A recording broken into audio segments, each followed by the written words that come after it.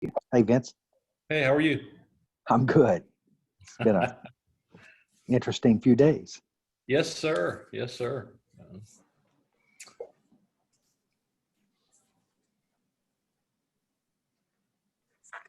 Well, welcome back to gaming. We haven't seen you in a little while. You've been around, Correct. but I know. It's good change. Yeah. The one thing that I was probably least familiar with was this, but the Well, here issues you are go. not. The issues are Here you, not new. yeah, here you go. A little bit of a whirlwind, I guess, initially. Yes.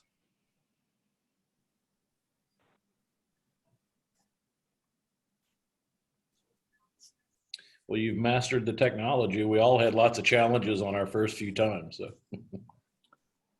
You're right. We've become very familiar with Zoom. yeah. A lot of people are using that Teams software too, which seems to work about the same. Good. Good. We had used the GoToMeeting for a little while, but I find Zoom, at least the features in it, are a little better. I haven't tried Teams. We have to give it a shot. Yeah, they're very much the same, I think. Functionality slightly different, but for the most part work the same.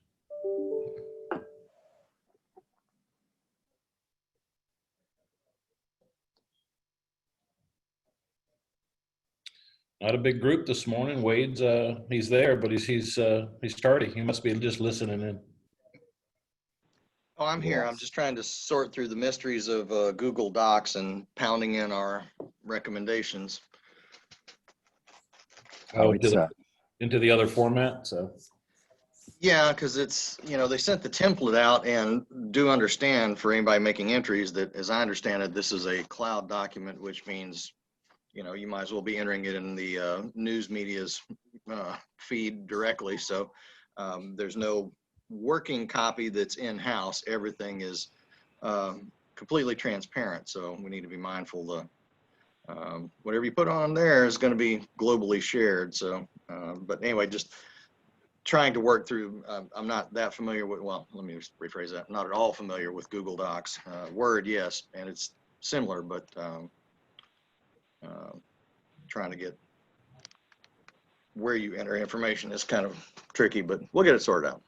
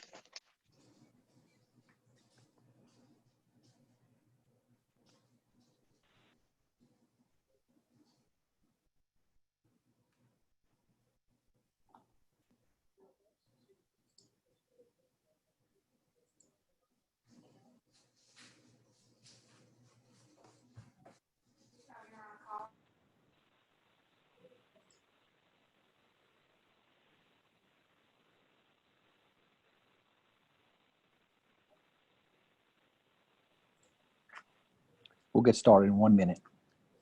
Hey, Chris. Good morning.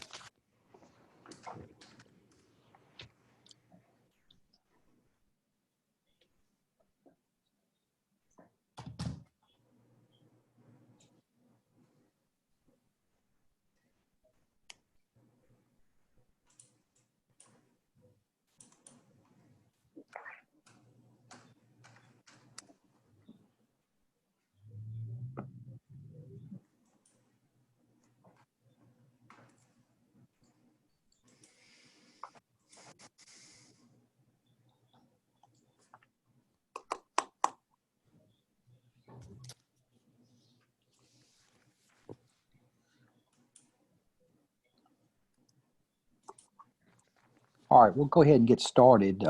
Before we call the roll, for those who don't know me, I was recently appointed as new chairman of the Game Control Board. Prior to that, spent 30 years with state police, most of which was in the gaming regulatory side. So this was probably the one thing that I had least familiarity with, but I think the issues are very familiar. So we'll go ahead and get started. Ms. Natalie, could you call the roll? Chairman Noel, Here. Dan Reel, Arthur Lawson, Baron Fuller, Here. Barry Regula, Here. Charlie Gardner, Here. Christopher Abear, Here. David Sickey, Earl Barbary, Major Chuck McNeil, Here. Mike Lejeune, Here for the Department of Revenue. Ned White, Here. Roseanne Thompson, I'm here. Stan Guidros, Dr. Thomas Leviste, Trey Tantillo, Vincent Schwartz, I'm here. and Wade Duty. Here. We have a quorum. Thank you, Natalie. And of course, the certification was posted, which of course was signed by Secretary Pearson and issued pursuant to Governor John Bell Edwards' executive proclamation. So we'll go ahead and get started. The minutes were emailed, last meeting's minutes from last week's meeting of June 2nd were emailed this morning. Do we have a motion to waive reading of the minutes? Motion. I'll second it, Vincent. Okay, Wade made the motion, second by Vincent. No objection. We'll note the minutes are adopted. We'll move on to the next item, reopening efforts on phase 2, which started this past weekend.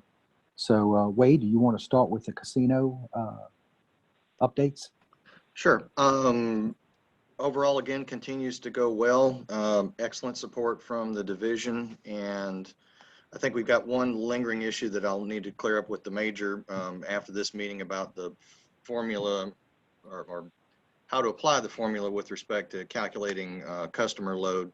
But it's not been a problem yet because customer demand has not exceeded that threshold yet. So just want to, I've got 3 out of 4 regions of the state using the same base figure and then calculating our 30 square feet per player off of that, or per occupant rather, not player.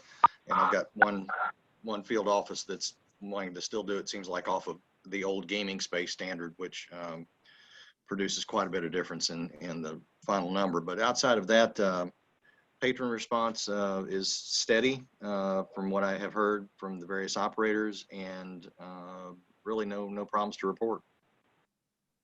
Thank you. Barry, how about up in North Louisiana? Still doing well. As Wade said, patron support still very good. No particular issues in maintaining our protocols, and support from the division is terrific. So everything's well on that front too. Great. Mr. Baron Fuller. Echo the same thing from Barry and Wade. As things evolve and capacity grows a little bit, we're tweaking our number of rooms available in the hotels, looking at different strategies in relation to our restaurant mix, different strategies in relation to our longer term direct mail. So things are coming along well. Thank you. Ms. Roseanne Thompson. I would just echo what everybody else is saying. Things are going well. We've been working on plexiglass clean machines with phase 2 to get some more machines opened up, and we're still waiting for some to come in. We did open poker this weekend, so that's new, and that seems to be going well, so no problems in Lake Charles. Thank you. And Mr. Vincent, anything from Boyd? No, kind of the same story. I think we opened up with not really knowing what the business expectations were. So now it's about modifying restaurant offerings, hotel rooms, and then getting a marketing plan sort of fleshed out. So kind of the same thing as everybody else. No unexpected challenges, and overall, pleased with kind of business levels where they are today. Again, for the most part, everything has worked pretty smoothly given the, kind of the craziness of the last month or so. Thank you. And hopefully it just continues to improve. And as always, we're available. I know the division's available and the AG's office is available for any issues we need to address. Video poker. I know Stan is not or was not on the call. Mr. Arthur Lawson, did you make it on?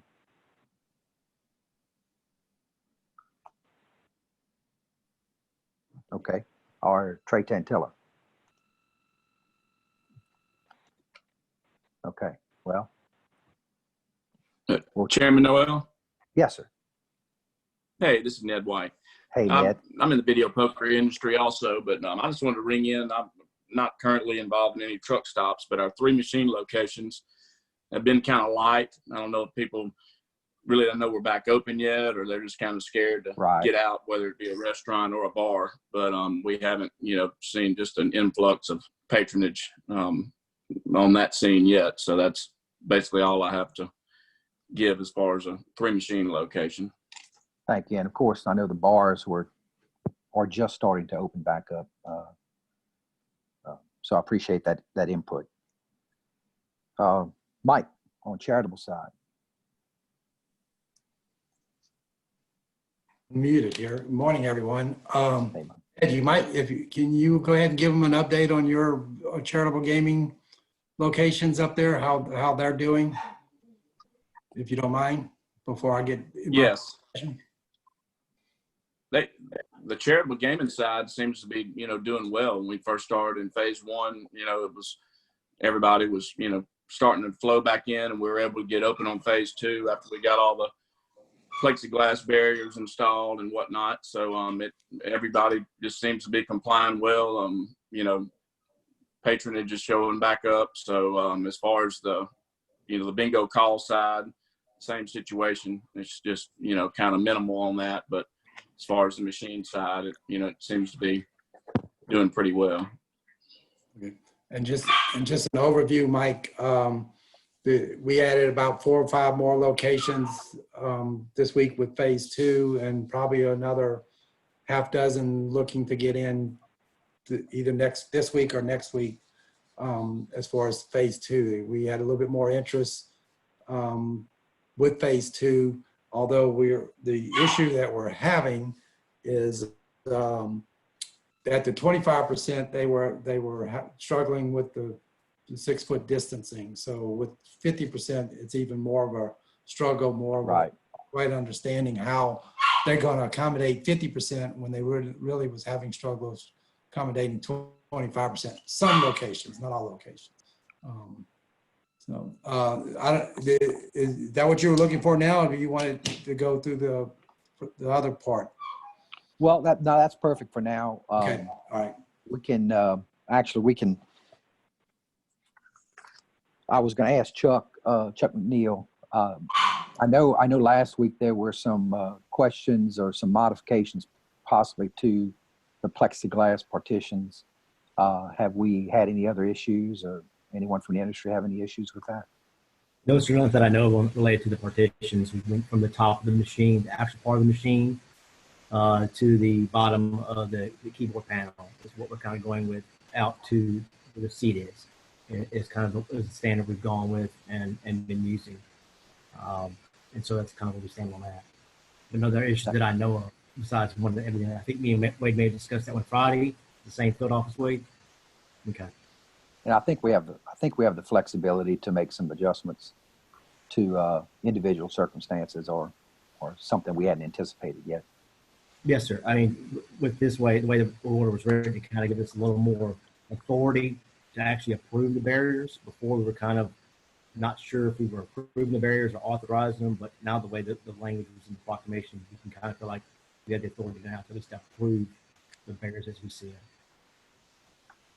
Okay. Well, thank you.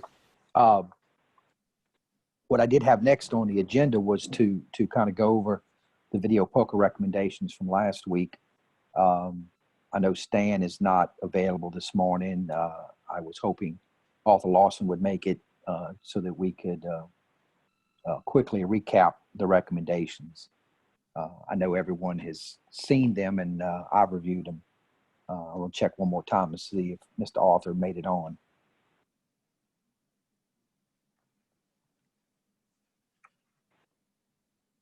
Okay. Is there a need to recap the issues, or if not, then we will move to the next part will be to discuss, do we want to adopt the recommendations for the report as a whole or address them individually? I know that like some of the casino recommendations, I think most all of these would require legislative action and approval at some point in the future.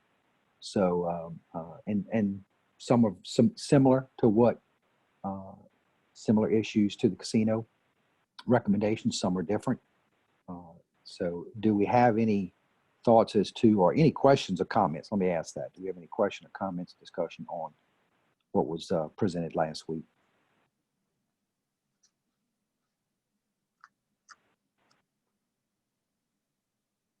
Okay. Does anyone have a preference on whether we adopt them as a whole or go through them individually?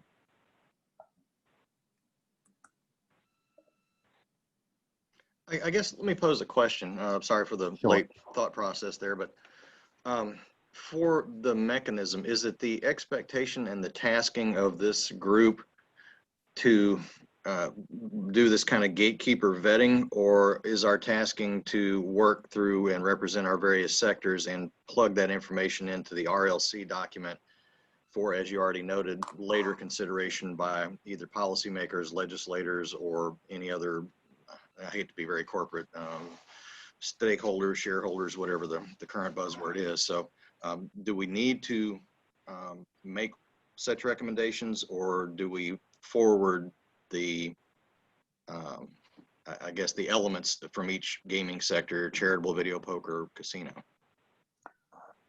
You know, I think it's important that both, or actually all three industries' recommendations are considered, and in my view, and it's just may just be me, that the RLC have the opportunity to look at those. I know there would be probably some debate on some of the issues amongst the industry, but I think again that is more for the legislative process than for us to debate here. Each one has its merits, some better, some worse, or not as good. But that's kind of my thought process on that, Wade. Okay, because I don't want to be, I guess, like I said, function as a gatekeeper. I don't want it to, you know, one industry, just restricting the recommendations or the observations or the input from other segments, unless we're called into that role. And as I'm appreciating this RLC document, the more time I spend with it, it's like I say, more of an open format kind of a thing of put everything on the table, and then the appropriate audience will pick and choose what they want to address somewhere downstream. Yeah, and I think if perhaps again, most of these issues did not require legislative approval, or perhaps rested more within the Game Control Board or another executive branch agency, that perhaps we could get into the meat and potatoes of them more. But I think we recognize the issues and present them to the commission. Thank you. All right. Any other questions? Then what I would suggest is we consider adopting the video poker recommendations as a whole. Any motion to adopt?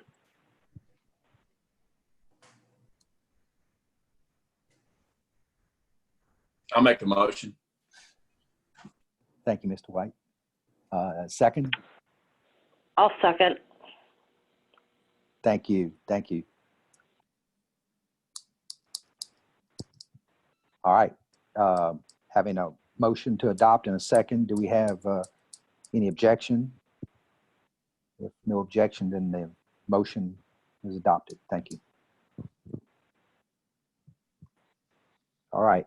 So then we'll move on back to you, Mike, if you want to go over the charitable gaming recommendations. Sure. Thank you, Mr. Chairman. As I'm sure everyone has realized by now, charitable gaming is a little bit different animal than what all this other gaming goes on with the Gaming Control Board. So we're the only gaming right now in Louisiana, other than racetracks, that aren't under the Gaming Control Board. We're regulated by Louisiana laws and regulations just like everybody else. And all the licensing fees and use fees that we collect, it's around $2 million, is used to regulate the charitable gaming industry. So we're completely self-generated. Sometimes we have a little extra, but not a whole lot to talk about to go into the general fund. But mostly it's all self-generated. We regulate about 500 organizations yearly, and those organizations generate about $185 million in gross revenue that they take in. About 134 million of that goes back to the players. But at the bottom line, the whole thing about charitable gaming is the amount that goes to the charities. In the last 5 years, it's averaged a little over $17 million in what we consider bona fide charitable contributions. And that's what we do. We regulate and make sure all those contributions are bona fide. We have really 3 different types of organizations, and each different type is a challenge for regulators, for us. The oldest ones, of course, is the traditional halls, the big halls, big bingos. They pay out close to the $4,500. Several charities involved, usually play a couple of days, a couple of times a day, several times a week. So it's numerous charities playing at a single hall. Most of their money is made on pull tabs. Some of them have the video bingo, some of them don't. That's one type. The second type that we look at is the small individual charities, the VFWs, American Legions, the KCs, the Lions, the churches. They have a small social bingo, pay less than the $4,500, but they sell pull tabs, they make money on that, but they usually once a week, maybe even sometimes once a month, but not just that one charity plays at that hall. So it's not very often. And then we have the third group, which is the newest group, it's the video bingo parlors. They have a very, very small bingo right now, but 8 to 10 people. And they have the video bingo machines on the other side, and that's where they make their money. Although we have a bill in the legislation, it's Senator Jackson's Senate Bill 300. I believe it's sitting on the governor's desk. I don't think he signed it yet, but it does change a few things. It will allow them to conduct video bingo parlors without actually having a live bingo, if they so choose. It expands the hours from 6 hours to 8 hours, and it allows a charity to basically play every day of the month rather than limit it to just 20. So there's a little right now going on with the legislation. They don't normally sell pull tabs, but the profit, like I said, is made on the machines. The distributor is required to give 45% of the profit to the charities, and then the charities turn around and pay rent from those proceeds. I just felt it was important to kind of give you an overview, a short overview. But right now, the current laws allow two different types of progressives, and that's really what it draws a lot of the bigger crowds, not so much on the video bingo parlors, but the other two types. They have what we call in-house progressives. Charities contribute every session, and the pot bill, sometimes it gets in the $25,000 area, so it brings in a big crowd. Recently, within the last 3 years, we've gotten what they call a statewide progressive jackpot. The way it's written in laws, only traditional halls, so it's limited to just a few traditional halls that we have. There are some restrictions. The jackpots are limited to $10,000. They can only play a game every 10 minutes, so it's a very slow-paced game. And they can't have them at video bingo. It's written in the laws where you can't make more money on this than you do on the live bingo. So it eliminates the video bingo parlors. As far as future suggestions, I've got 4 suggestions, and this is suggestions that we have received over time from the industry, from players, etc. The first one is very similar to what video poker and the casinos are talking about, iGaming. I had two complaints this morning, matter of fact, from a bingo hall saying that their players were coming in on their phone, playing bingo, and then participating in their bingo at the live game. So it was really, it's been taking money away from the live games. So if we can talk about in the future, legislation changes, allowing some type of iGaming to the customers where they can be in the hall or around the hall or through the hall, just like what the casinos are offering, that it could help the attendance. The electronic video pull tabs has been something that has been talked about for the last 20 years. You could offer it again on the handhelds, internet gaming, or just a standalone machine like the video bingo machines. Not sure what the industry would be interested in at this time, but it could be one or the other. As I mentioned, the statewide progressive, if they could relax the limitations a little bit more, I think it would be more attractive. Right now, it's a very slow pace, 6 games per hour. The jackpots are held down right now, so it's not very attractive other than the traditional halls. And if we can maybe open that up, again, working with the legislation. And then the last item was the electronic video bingo machines. Way the law is written, it's limited to a number of machines statewide, and right now that number is around 1,200 devices. We haven't had any new devices come in the market for the last 6 years. Until recently, we've got a couple of new manufacturers, but it's a 1-for-1 exchange. They can't bring additional machines in. It has to be replacing an existing machine. So it's limited to 1,200 right now. Currently, it's 35 machines per location.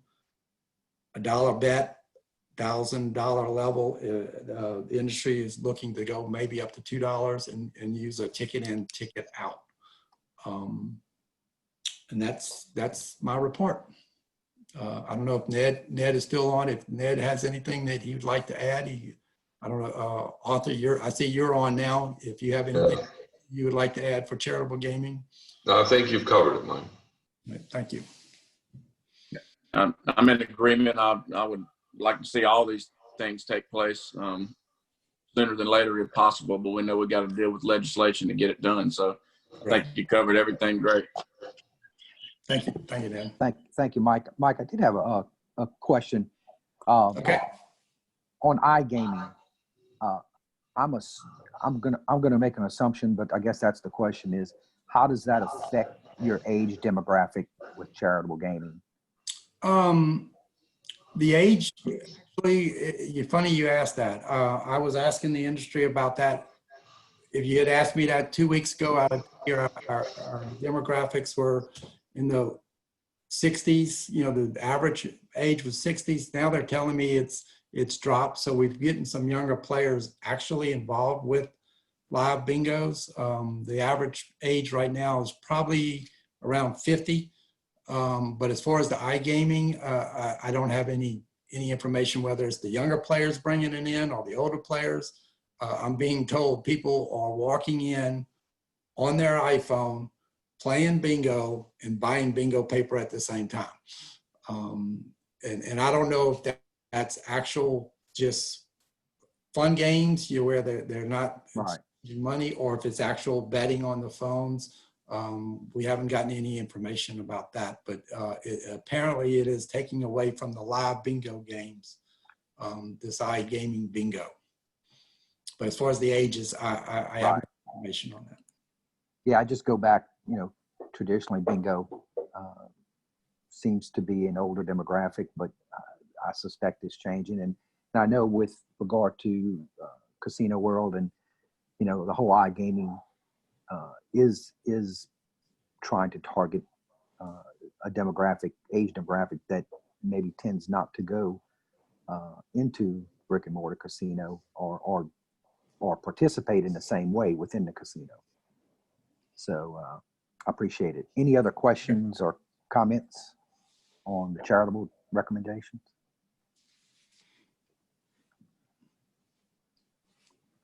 All right, then we'll do similar we did with video poker and casino and entertain a motion to adopt the recommendations for inclusion into the RLC report. Motion to I'll adopt. make a motion. Okay, motion by Mr. Ned White, second. I'll second by Barry. Thank you, Barry. Okay, we have a motion and a second. Any objection? Hearing none, then the motion is adopted. We'll move on to housekeeping issues, and I had I hope this is the right part to talk about it. I had emailed the group yesterday some changes, some additional questions that will need to be integrated into a report with regard to equity. I think after looking through it, I think there are a number of things that the industry already does that I think ties into these indicators and these questions. I did want anyone, if anyone has any questions, comments, or wants to elaborate on it, please do so. I've got maybe a couple of questions, and we may not have answers for these yet, but it's discussing constituency in these questions. Are we responding to those questions with the constituency being our employees, our customers, or both? Or do we have a feel for how we're trying to answer those questions? My first thought is both, but we can certainly get some clarification from Secretary Pearson and his staff. Okay, and then the second question, I guess, is just more mechanical. Did they push out a second RLC Google Docs template with these incorporated in it, or do we basically just take these questions and cut and paste them into the existing RLC Google Doc and plug in answers from there? Because so far, I think I've only gotten the one RLC document, but I'm not. I'm not sure. There's a link, but I'm not sure that it has the questions incorporated yet. We were searching that yesterday. So that's another one we'll follow up on. Okay. That was it. Thank you, Wade. Anyone else? Mr. Chairman, this is Arthur Lawson, Metro. Hey, Arthur. I got on kind of late with the, I don't know if y'all addressed the issues of the video poker recommendations that were brought up at our last meeting. Yes, sir, we did. Agenda. And we adopted the recommendations to be included in the report. Yes, sir. Great. Then I did a great job then. You did. Thank you. And then look, if with regard to these in equity questions that we're going to integrate to the report, if you have any additional thoughts or questions or comments or information, feel free to email the group in the Thank coming you. days. The other housekeeping, I anticipate, unless something changes, this is our last meeting. The report is due Friday. A presentation is scheduled for next Wednesday in front of the full commission. So we'll be working to get that report completed. Any other housekeeping issues that anyone has? All right, well, thank you. And certainly, as a latecomer to this, I certainly want to thank you and everyone on the task force for your work over the past month and a half, and certainly in trying to work through the phases of opening and then also into these recommendations on some long-term potential solutions to make the industries stronger. Having said that, then we'll entertain a motion to adjourn. One question, if I might, before we adjourn. Sure thing. Do you have a feel for when we would anticipate to in-person gaming control board meetings, when that might resume? I believe we will start Monday. Okay. Ms. Trudy or Natalie? Yes, sir. Our first in together meeting will be at the LaSalle building on Monday at 10 o'clock. Good We'll deal. be posting the agenda will be posted probably Thursday.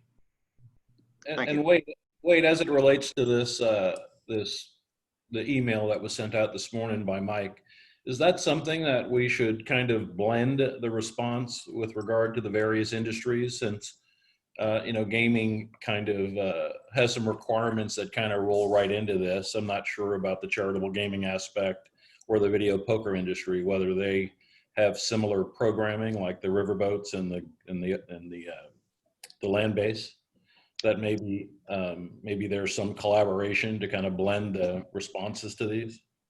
They do not have the statutory tasking that we do, as far as the many areas touched on in these more recent questions. But again, the Google document, that's its claim to fame, is it's cloud-based and it's accessible by all. So, absent instructions to the contrary, my thought was, we begin inputting our submissions, and obviously they're best positioned to tell their own story. So I think they would probably handle their input for their response to these specific questions, if that makes sense.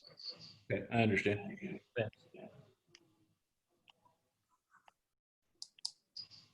All right. So, motion to adjourn. Well, I think we had one. Sorry. If not, I'll make it or second it. So Wade. I'll second it, Baron. Vincent, second. Thank you. Y'all have a great day. We'll be in touch. All right. Take Thank care. you. Mike.